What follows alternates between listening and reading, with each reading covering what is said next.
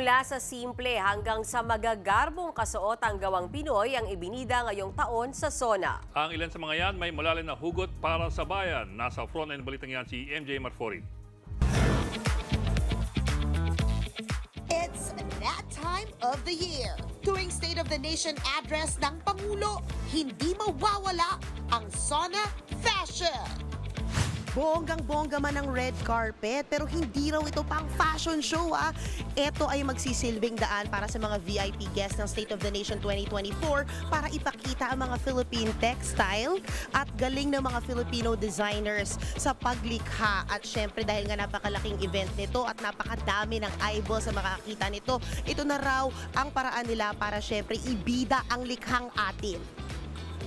Nanguna sa ating listahan ang outfit ni Senate Spouses President Heart Evangelista na simple yet ethereal white by Michael Leyva. Usually, si Ormoc City Mayor Lucy Torres Gomez ang agaw pansin sa SONA. Umiksa na naman this year sa red carpet ang kanyang mister na si Leyte 1st District Representative Richard Gomez. Back in his hunky era, ang actor-politician. Hindi sapat yung gwapo, kailangan mas gwapo. Classic barot saya with an LGBT twist naman ang outfit ni Senator Risa Hontiveros.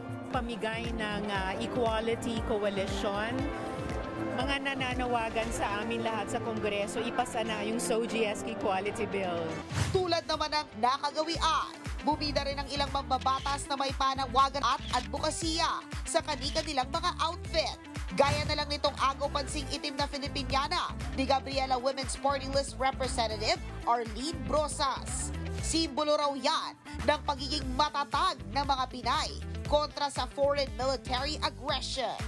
Ang barong naman ni Kabataan Party List Representative Raul Manuel, pagkakaisa ng kabataan ang tema.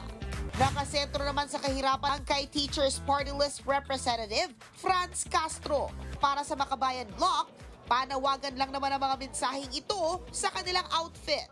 Nagbabalita mula sa Frontline, MJ Marfori, News 5. Mga kapatid, Ed Lingaw po, maging maalam at may pakialam sa mga napapanahong balita sa ating bansa.